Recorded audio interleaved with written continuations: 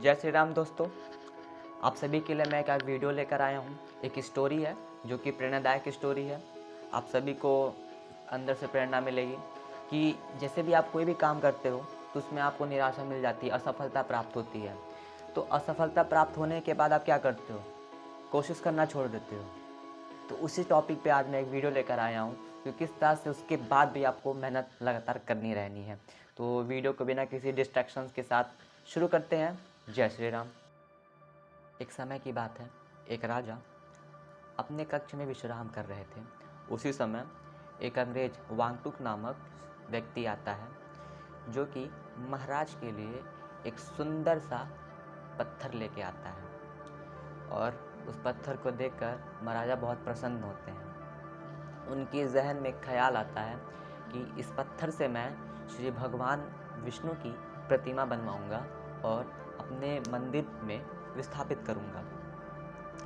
ये सोचते हुए अपने राज्य के महामंत्री को आदेश भेजवाते हैं कि इस पत्थर को बड़े से बड़े मूर्तिकार को दीजिए और उनसे श्री भगवान की प्रतिमा बनवाइए। महामंत्री अपने राजा का आदेश का पालन करते हुए एक सर्वश्रेष्ठ मूर्तिकार को संपर्क करते हैं और उसके पास जाते हैं, उस मूर्ति को देते हैं और उससे कहते हैं कि महाराज का आदेश आया हुआ है कि इससे श्री भगवान की प्रतिमा बनवानी है जिससे वो अपने घर में स्थापित करेंगे।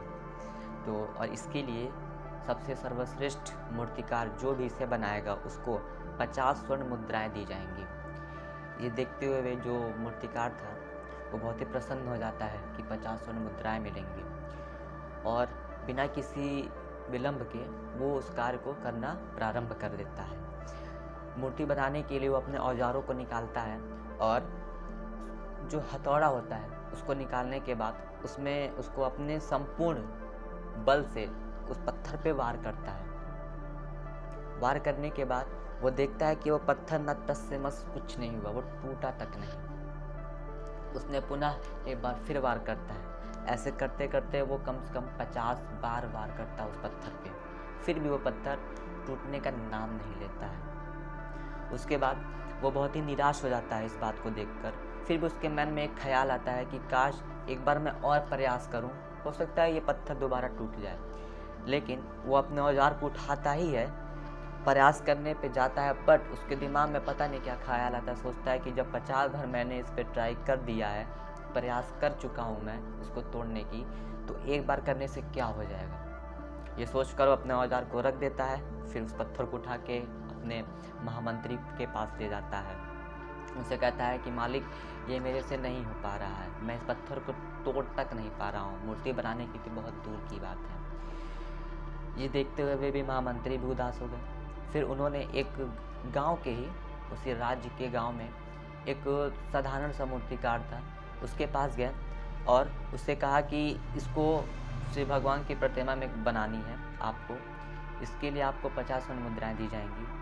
और उसने भी बिना समय बिना विलंब के बिना किसी देरी के अपना औजार उठाया और एक अपना पूरे बलपूर्वक से उस पर वार किया। उस पर वार करने के बाद उसने देखा कि वो पत्थर चारों दिशाओं में टूटकर बिखर गया। सिर्फ एक बार में, सिर्फ और सिर्फ एक बार में वो पत्थर टूटकर चारों दिशाओं में बिखर गया। ये देखकर महामंत्री आश्चर्यचकित रह गए। उन्होंने सोचा कि 50 बार वार करने के बाद भी सर्वश्रेष्ठ मूर्तिकार जो था वो ना तोड़ पाया, ये सिर्फ साधारण सा तोड़ लिया। ठीक, लेकिन उनके जहन में एक और ख्याल आया कि अगर एक बार और सर्वश्रेष्ठ जो मूर्तिकार था एक बार और प्रयास किया होता तो शायद ये मूर्ति आज वो तोड़ा होता और इसकी प्रतिमा वो बना रहा होता। इसी बात को वो सोचते हुए इस बात से कहें धन्यवाद आपका, और आपको उन्होंने ये भेंट स्वर्ण मुद्रा जो थी, 50 स्वर्ण मुद्राएं जो थी उसको दे दी। तो इस कहानी से आपको यही सीख मिलती है कि हमें भी निरंतर प्रयास करते रहना चाहिए, कभी भी रुकना नहीं चाहिए। हम 2 बार 3 बार 4 बार असफलता प्राप्त होती है हमें, तो इससे आपको ना घबराना चाहिए ना डरना चाहिए। आपको लगातार निरंतर प्रयास करता रहना चाहिए। आप जब प्रयास करेंगे, ट्राई करेंगे, तो ही आप उस कार्य को कर पाएंगे। आप तो सिर्फ 2 से 3 बार ट्राई करने के बाद हार मान जाते हैं। ऐसा बिल्कुल ना करें।